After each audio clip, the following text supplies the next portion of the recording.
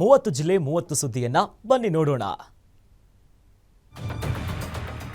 ಕನ್ನಡ ಚಿತ್ರರಂಗದ ಹಿರಿಯ ನಟಿ ಅಭಿನಯ ಸರಸ್ವತಿ ಬಿ ಸರೋಜಾದೇವಿ ಅವರ ಅಂತ್ಯ ಸಂಸ್ಕಾರ ಹುಟ್ಟೂರು ಚನ್ನಪಟ್ಟಣದ ದಶಾವರದಲ್ಲಿ ತಾಯಿಯ ಸಮಾಧಿಯ ಪಕ್ಕವೇ ನೆರವೇರಿದೆ. ಸಕಲ ಸರ್ಕಾರಿ ಗೌರವದೊಂದಿಗೆ ಒಕ್ಕಲಿಗ ಸಂಪ್ರದಾಯದಂತೆ ಅಂತ್ಯಕ್ರಿಯೆ ಈಗ ನೆರವೇರಿದೆ. ಪುತ್ರ ಗೌತಮ್ ಅಂತಿಮ ವಿಧಿವಿಧಾನವನ್ನ ನೆರವೇರಿಸಿದ್ರು. ಅದಕ್ಕೂ ಮುನ್ನ ಪೊಲೀಸರು 3 ಸುತ್ತು ಕುಶಾಲ ತೋಪನ್ನ ಸಿಡಿಸಿ ಗೌರವವನ್ನ ಸಲ್ಲಿಸಿದ್ರು. ಅಂತ್ಯಕ್ರಿಯೆಯಲ್ಲಿ ಸರೋಜಾದೇವಿಯವರ ಕುಟುಂಬಸ್ಥರು, ಆಪ್ತರು, ಇನ್ನು ಡಿಸಿಎಂ ಡಿಕೆ ಶಿವಕುಮಾರ್, ಶಾಸಕ ಸಿಪಿ ಯೋಗೇಶ್ವರ್ ಸೇರಿ ಅನೇಕ ಗಣ್ಯರು ಭಾಗವಹಿಸಿದ್ರು.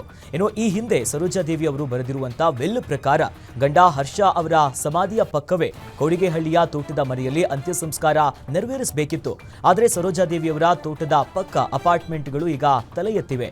ಹೀಗಾಗಿ ಚನ್ನಪಟ್ಟಣದ ದಶಾವರದ ಗ್ರಾಮದಲ್ಲಿ ಅಂತ್ಯ ಸಂಸ್ಕಾರವನ್ನು ನೆರವೇರಿಸಲಾಗಿದೆ. ಪತಿಯನ್ನ ಕೊಂದು ಮನೆಯ ದೇವರ ಕೋಣೆಯಲ್ಲಿ ಹೂತು ಹಾಕಿದ್ದ ಪತ್ನಿ ಹಾಗೂ ಆಕೆಯ ಪ್ರಿಯಕರನಿಗೆ ನ್ಯಾಯಾಲಯ ಜೀವಾವಧಿ ಶಿಕ್ಷೆಯನ್ನು ವಿಧಿಸಿದೆ. ದಾವಣಗೆರೆಯ ನೆಲೆಹೊನ್ನೆ ಗ್ರಾಮಸ್ಥರಾದ ಜಗದೀಶ್ ಹಾಗೂ ಗಂಗಮ್ಮಳಿಗೆ ಜೀವಾವಧಿ ಶಿಕ್ಷೆಯನ್ನ ವಿಧಿಸಲಾಗಿದೆ. ಜೊತೆಗೆ ತಲಾ 55,000 ದಂಡವನ್ನ ವಿಧಿಸಿ 1ನೇ ಹೆಚ್ಚುವರಿ ಜಿಲ್ಲಾ ಮತ್ತು ಸ್ಪೆಷಲ್ ಕೋರ್ಟ್ ಈಗ ಆದೇಶವನ್ನ ಹೊರಡಿಸಿದೆ. 2015ರ ಸೆಪ್ಟೆಂಬರ್ 8ರಂದು ಲಕ್ಷ್ಮಣ್ ಎನ್ನುವವರನ್ನ ಜಗದೀಶ್ ಹಾಗೂ ಗಂಗಮ್ಮ ಹತ್ಯೆ ಮಾಡಿದ್ರು. ಮನೆಯ ದೇವರ ಕೋಣೆಯಲ್ಲಿ ಗುಂಡಿಯನ್ನ ತೆಗೆದು ಶವವನ್ನ ಹೂತು ಹಾಕಿದ್ರು. ಈ ಸಂಬಂಧ ಗಂಗಮ್ಮ ಮತ್ತು ಲಕ್ಷ್ಮಣ ದಂಪತಿ ಪುತ್ರಿ ಪೊಲೀಸ್ ಠಾಣೆಗೆ ದೂರನ್ನ ಕೊಟ್ಟಿದ್ರು. ಇನ್ನು ಪ್ರಕರಣದ ತನಿಖಾಧಿಕಾರಿ ಇನ್ಸ್ಪೆಕ್ಟರ್ ಗಜೇಂದ್ರಪ್ಪ ನ್ಯಾಯಾಲಯಕ್ಕೆ ಚಾರ್ಜ್ ಶೀಟ್ ಅನ್ನ ಸಲ್ಲಿಸಿದ್ದು, ಪ್ರಕರಣದ ವಿಚಾರಣೆ ನಡೆಸಿ ನ್ಯಾಯಮೂರ್ತಿಗಳಾದ ಎಂಎಚ್ ಅಣ್ಣನವರ್ ಸದ್ಯ ಆದೇಶವನ್ನ ಪ್ರಕಟಿಸಿದ್ದಾರೆ. ಮಂಗಳೂರಿನಲ್ಲಿ ಹೃದಯಾಘಾತದಿಂದ ಸರ್ಕಾರಿ ನೌಕರ ಸಾವನ್ನಪ್ಪಿದ್ದಾರೆ. ಹಾಸನ ಮೂಲದ 46 ವರ್ಷದ ಸತೀಶ್ ಬೆಳ್ತಂಗಡಿ ತಾಲೂಕು ಆಡಳಿತ ಸೌಧದಲ್ಲಿ ಪ್ರಥಮ ದರ್ಜೆಯ ಸಹಾಯಕ ನೌಕರರಾಗಿದ್ರು. ಇವತ್ತು ಬೆಳಿಗ್ಗೆ ಸ್ನಾನವನ್ನ ಮುಗಿಸಿ ಬಂದಿದ್ದಂತ ವೇಳೆ ಹಾರ್ಟ್ ಅಟ್ಯಾಕ್ ಆಗಿದೆ. ಕೂಡಲೇ ಸತೀಶ್ ಅವರನ್ನ ಪತ್ನಿಯ ಆಸ್ಪತ್ರೆಗೆ ದಾಖಲು ಮಾಡಿದ್ರು. ಆದರೆ ದುರಾದೃಷ್ಟವಶಾತ್ ಸತೀಶ್ ಹೃದಯಾಘಾತದಿಂದ ಸಾವನ್ನಪ್ಪಿದ್ದಾರೆ. ಸಿಲಿಕಾನ್ ಸಿಟಿ ಬೆಂಗಳೂರಿನಲ್ಲಿ ಅಮಾನವೀಯ ಘಟನೆ ಈಗ ಬೆಳಕಿಗೆ ಬಂದಿದೆ. ಇನ್ನು ತನ್ನಷ್ಟಕ್ಕೆ ಆರಾಮಾಗಿ ರಸ್ತೆಯಲ್ಲಿ ಮಲಗಿದ್ದಂತ ಶ್ವಾನದ ಮೇಲೆ ನನ್ನ ರೂಪದ ರಾಕ್ಷಸನೊಬ್ಬ ಕಾರನ್ನ ಹರಿಸಿದ್ದಾನೆ. ಬೆಂಗಳೂರು ಎಲೆಕ್ಟ್ರಾನಿಕ್ ಸಿಟಿ ಪೊಲೀಸ್ ಠಾಣಾ ವ್ಯಾಪ್ತಿಯಲ್ಲಿ ಈ ಕೃತ್ಯ ನಡೆದಿದೆ. ಜುಲೈ 13ರಂದು ನಡೆದಿದ್ದಂತ ಘಟನೆ ತಡವಾಗಿ ಬೆಳಕಿಗೆ ಬಂದಿದೆ. ಘಟನೆ ಕುರಿತು ಎಲೆಕ್ಟ್ರಾನಿಕ್ ಸಿಟಿ ಪೊಲೀಸರು ಮಾಹಿತಿಯನ್ನ ಕಲೆ ಹಾಕಿದ್ದಾರೆ.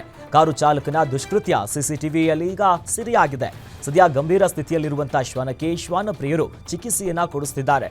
ಕಾರು ಹತ್ತಿಸಿದಂತ ಚಾಲಕನ ವಿರುದ್ಧ ಸದ್ಯ ಕ್ರಮವನ್ನು ತೆಗೆದುಕೊಳ್ಳುವಂತೆ ಶ್ವಾನ ಪ್ರಿಯರು ಆಗ್ರಹಿಸಿದ್ದಾರೆ.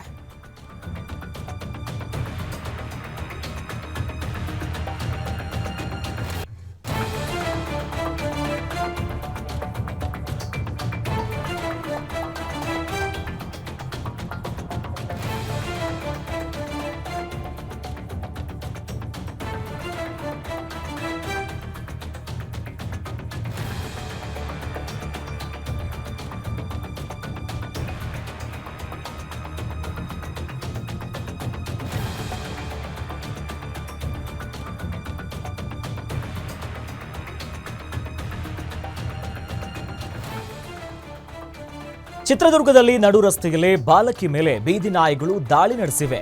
ಮನೆ ಸಮೀಪ ಆಟ ಆಡುತ್ತಿದ್ದಂತ ಬಾಲಕಿ ಮೇಲೆ ಏಕಾಏಕಿಯಾಗಿ ಬೀದಿ ನಾಯಿಗಳು ದಾಳಿ ನಡೆಸಿವೆ. ಈಶ್ವರ ಬಡಾವಣೆಯಲ್ಲಿ 9 ವರ್ಷದ ಬಾಲಕಿ ತನ್ನ ಸ್ನೇಹಿತರ ಜೊತೆ ಆಟ ಆಡುತ್ತಿದ್ದಂತ ಹೊತ್ತಿನಲ್ಲಿ ಈ ಘಟನೆ ಆಗಿದೆ. ಸ್ಥಳೀಯರ ಸಮಯ ಪ್ರಜ್ಞೆಯಿಂದ ಅದೃಷ್ಟವಶಾತ್ ಬಾಲಕಿ ಪ್ರಾಣ ಅಪಾಯದಿಂದ ಪಾರಾಗಿದ್ದಾಳೆ. ಬೀದಿ ನಾಯಿ ದಾಳಿಗೆ ಬಾಲಕಿಗೆ ಸಣ್ಣ ಪುಟ್ಟ ಗಾಯಗಳಾಗಿದ್ದು ಸ್ಥಳೀಯ ಆಸ್ಪತ್ರೆಗೆ ದಾಖಲು ಮಾಡಲಾಗಿದೆ. ಸದ್ಯ ಈ ದಾಳಿ ಸಿಸಿಟಿವಿಯಲ್ಲಿ ಸದ್ಯ ಸೆರೆಯಾಗಿದ್ದು ಸೋಷಿಯಲ್ ಮೀಡಿಯಾದಲ್ಲಿ ಈ ವಿಡಿಯೋ ಸಿಕ್ಕಾಪಟ್ಟೆ ವೈರಲ್ ಆಗ್ತಿದೆ. ನಗರದಲ್ಲಿ ಬೀದಿ ನಾಯಿಗಳನ್ನ ನಿಯಂತ್ರಿಸುವಂತೆ ಸ್ಥಳೀಯರು ಸದ್ಯ ಅಧಿಕಾರಿಗಳಿಗೆ ಒತ್ತಾಯಿಸಿದ್ದಾರೆ.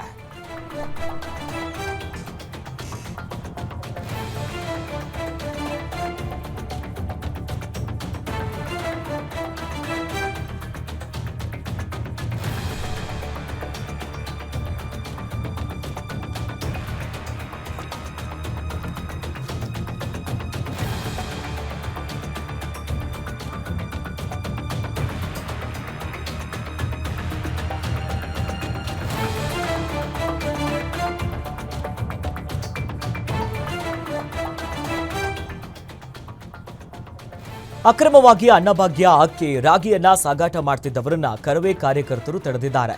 ಚಿತ್ರದುರ್ಗದ ಚಳ್ಳಕೆರೆಯ ಎಪಿಎಂಸಿಯಲ್ಲಿ ಪಡಿತರ ಉಗ್ರಾಣದ ಮೇಲೆ ಕರವೇ ಕಾರ್ಯಕರ್ತರು ದಾಳಿ ಮಾಡಿದ್ದಾರೆ. ಈ ವೇಳೆ ಅಕ್ರಮ ಅಕ್ಕಿ ಮಾರಾಟಕ್ಕೆ ಬ್ರೇಕ್ ಹಾಕಿದ್ದಾರೆ. ಲಾರಿಗೆ ರಾಗಿಯನ್ನ ಲೋಡ್ ಮಾಡ್ತಿರುವಾಗಲೇ ದಾಳಿ ಮಾಡಲಾಗಿದೆ.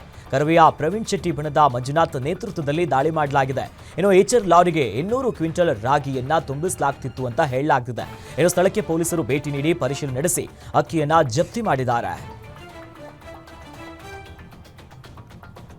ವಿಜಯಪುರದಲ್ಲಿ ಹಂತಕ ಬಾಗಪ್ಪನ ಹಳೆ ಶಿಷ್ಯನ ಹತ್ಯೆ ಪ್ರಕರಣಕ್ಕೆ ಸಂಬಂಧಪಟ್ಟಂತೆ ಇಬ್ಬರು ಆರೋಪಿಗಳ ಕಾಲಿಗೆ ಪೊಲೀಸರು ಗುಂಡು ಹಾರಿಸಿದ್ದಾರೆ. ತಡರಾತ್ರಿ ಸುಶೀಲಾ ಕಾಳೆಯ ಹಂತಕರಿಗಾಗಿ ಇನ್ನು ಕಾರ್ಯಾಚರಣೆಯನ್ನು ನಡೆಸಲಾಗಿದೆ. ಈ ವೇಳೆ ಪೊಲೀಸರ ಮೇಲೆ ಹಲ್ಲೆಗೆ ಯತ್ನಿಸಿದ ಆರೋಪಿಗಳಿಗೆ ಕಾಕಿ ಗುಂಡಿನ ರುಚಿಯನ್ನ ತೋರಿಸಿದ್ದಾರೆ. ಗಾಂಧಿ ಚೌಕ ಸಿಪಿಐ ಪ್ರದೀಪ ತಳಕೇರಿ ಪಿಸ್ತೂಲ್ನಿಂದ ಗುಂಡನ್ನ ಹಾರಿಸಿದ್ದಾರೆ. ಆರೋಪಿ ಆಕಾಶ್ ಇನ್ನು ಸುದೀಪ್ ಅಲಿಯಾಸ್ ಸುಭಾಷ್ ಬಗಲೇ ಆತನ ಕಾಲಿಗೂ ಕೂಡ ಫೈರಿಂಗ್ ಮಾಡಲಾಗಿದೆ.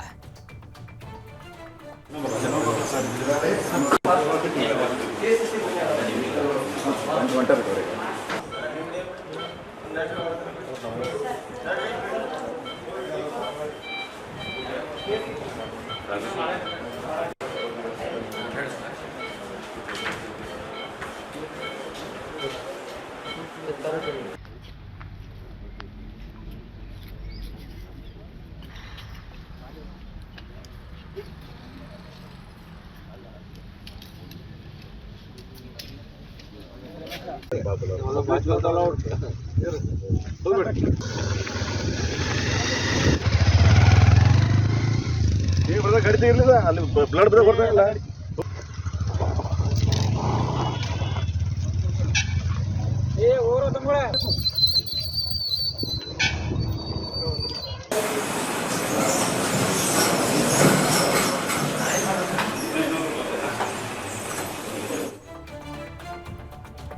ಹಣ ನೀಡದೆ ಸತಾಯಿಸಿದ್ದಕ್ಕೆ ಪಂಪ್ಸೆಟ್ಗಳನ್ನು ಕಳ್ಳತನ ಮಾಡಿರುವಂತಹ ಘಟನೆ ಕಲಬುರಗಿಯ ಜೀವರ್ಗಿ ತಾಲೂಕಿನ ನೀರಲಗೌಡ ಗ್ರಾಮದಲ್ಲಿ ನಡೆದಿದೆ. ಇನ್ನು ನೀರಲಗೌಡ ಗ್ರಾಮದ ಮರೆಪ್ಪ ಹಡಪದ ಎನ್ನುವವರಂತ ತೋಟದಲ್ಲಿನ ಪಂಪ್ಸೆಟ್ ಕಳ್ಳತನವಾಗಿದ್ದು ಮರೆಪ್ಪ ಸೋದರನ ಮಗ ನಾಗರಾಜ್ ಎಂಬಾತನಿಂದ ಈ ಕೃತ್ಯ ನಡೆದಿದೆ. ಇನ್ನು ಮರೆಪ್ಪ 50,000 ಕೊಡದೆ ಸತಾಯಿಸುತ್ತಿದ್ದ ಹಿನ್ನೆಲೆಯಲ್ಲಿ ಕೋಪಗೊಂಡಿದ್ದಂತ ನಾಗರಾಜ್ ಪಂಪ್ಸೆಟ್ ಕಳ್ಳತನ ಮಾಡಿ ಹೊಲದಲ್ಲಿ ಹೂತಿಟ್ಟಿದ್ದ ಅನ್ನೋದಾಗಿ ಸದ್ಯ ಆರೋಪ ಮಾಡಲಾಗಿದೆ. ಇನ್ನು ವಿಚಾರ ತಿಳಿದು ಇನ್ನು ನಾಗರಾಜ್ ಸಮ್ಮುಖದಲ್ಲಿ ಪಂಪ್ಸೆಟ್ ಅನ್ನ ಹೊರತೆಗೆಯಲಾಗಿದೆ. ಆದರೆ ಈ ಬಗ್ಗೆ ಮರೆಪ್ಪ ಇಲ್ಲಿವರೆಗೂ ಕೂಡ ಪೊಲೀಸ್ ಠಾಣೆಯಲ್ಲಿ ದೂರನ್ನ ದಾಖಲಿಸಿಲ್ಲ. ದಕ್ಷಿಣ ಕನ್ನಡ ಜಿಲ್ಲೆಯ ಗ್ರಾಮೀಣ ಭಾಗದಲ್ಲಿ ನಿರಂತರವಾಗಿ ಮಳೆಯಾಗ್ತಿದೆ. ಬಂಟ್ವಾಳ ತಾಲೂಕು ವ್ಯಾಪ್ತಿಯಲ್ಲಿ ಧಾರಾಕಾರ ಮಳೆಯ ಹಿನ್ನೆಲೆಯಲ್ಲಿ ಅಂಗನವಾಡಿಯಿಂದ ಪ್ರೌಢಶಾಲೆಯವರೆಗೆ ರಜೆಯನ್ನ ಘೋಷಣೆ ಮಾಡಲಾಗಿದೆ. ಯಾವುದೇ ಅಹಿತಕರ ಘಟನೆ ಸಂಭವಿಸದಂತೆ ಮುನ್ನೆಚ್ಚರಿಕಾ ಕ್ರಮವಾಗಿ ತಹಶೀಲ್ದಾರ್ ಅರ್ಚನಾ ಡಿ ಭಟ್ ರಜೆಯನ್ನ ಘೋಷಿಸಿ ಆದೇಶವನ್ನ ಹೊರಡಿಸಿದ್ದಾರೆ.